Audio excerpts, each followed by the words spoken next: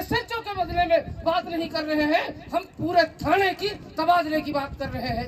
ये मेरी मांग है यहाँ, क्योंकि जब इस तरीके से उसके खिलाफ, और मैं आप लोगों को याद दिलाना चाहता हूँ, फिर वो बात होती है, क्या मेवात में ऐसे नेता पैदा नहीं हुए हैं कि कलेक्टर लेवल का अधिकारी अगर दरवाजे पर मिलने नहीं आया है तो फिर वो वापस उसी रिक्शे में बैठ करके गए हैं और शाम को ये कहकर गए हैं कि कलेक्टर साहब अपना बंगला खाली कर लेना। शाम को उसके हाथ में ऑर्डर दिखा के दे दिए हैं। मैं चौधरी फजल हुसैन साहब से ये कहना चाहता हूँ कि आपसे हम सवाल करेंगे, शिकायत नहीं करेंगे।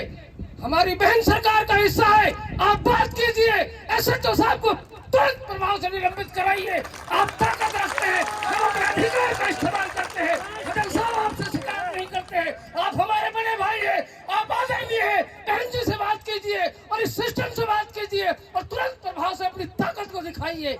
आप उस बड़े मरहूम नेता की विरासत को संभाले हुए हैं। चौधरी तैयब हुसैन साहब अपने जमाने में अपनी ताकत के लिए जाने जाते थे, इसलिए बड़े बूढ़े कहते हैं कि जिस कारखाने में तलवार बनती है वहाँ चक्कू जरूर बनते होंगे। इसलिए आप बात करिए, आप सरकार का हिस्सा है। मैं आपसे कह रहा हूँ, शिकायत नहीं करता, आपसे उम्मीद करते हैं आप करिए और कैबिनेट में इस बात को मुख्यमंत्री महोदय तक पहुँचाइए, तुरंत प्रभाव से निलंबित करवाइए और अपनी ताकत का एहसास कराइए। धन्यवाद। जय हिंद, जय भीम। बदतमीजी करना अभी, नारेबाजी अभी नहीं, रुक जाओ, आराम हो जाओ। जब ये चले जाएंगे हम नारे लगाएंगे, इनको जाने दो यहाँ से, जब नारे लगाएंगे। आपको ये भी कहना चाहिए था कि उस थानेदार ने गलत किया है, ये कहना चाहिए। 100% थानेदार ने। बैठ जाओ भाई, बैठ जाओ। एक मिनट भाई, हमारे जख्म पे तो आप लोगों को आपको दवा लगानी चाहिए थी कम से कम। उस श्रीमान के लिए तो नहीं कह रहे जो नेतागिरी कर रहा है, उल्टी सीधे भाषण दे रहा है, समुदाय विशेष के खिलाफ बकवास कर रहा है, उसके लिए आपने एक शब्द नहीं बोला, उल्टा हमें ब्लेम कर दिया कि आप लोग इस तरह से आ गए। तो भाई ऐसा नहीं है, यहाँ पर बहुत डिप्टी साहब बहुत जिम्मेदार लोग बैठे हुए हैं, जिले के सारे जिले के मजबूत लोग बैठे हुए हैं। फिर कौन सा कारण है कि थानेदार बड़ा है कि इलाके के लोग बड़े हैं? बड़े तो इलाके के लोग होने चाहिए। तकलीफ होती है। अगर उनको गिरफ्तार नहीं कर सकते डीएसपी साहब, तो हम सब गिरफ्तारी देने के लिए तैयार हैं। हम आ रहे हैं आपके पास, हमको गिरफ्तार करिएगा। वो हम गिरफ्तार होगा, हम गिरफ्तार, हम गिरफ्तारी देंगे, अभी लेकिन वो गिरफ्तारी लेकिन गिरफ्तार करो। अरे बैठ जाओ, बैठ जाओ। आप ऐसे प्रशासन के लोगों को विदा करो। आप प्रशासन के लोगों को बैठ जाओ भाई। अरे तुम इस माहौल को क्यों बिगाड़ना चाहते हो? बैठ जाओ ना, किसी की बात को मानो। हमने कितनी मेहनत करी इस पंचायत को करने के लिए, तुम्हें मालूम है क्या?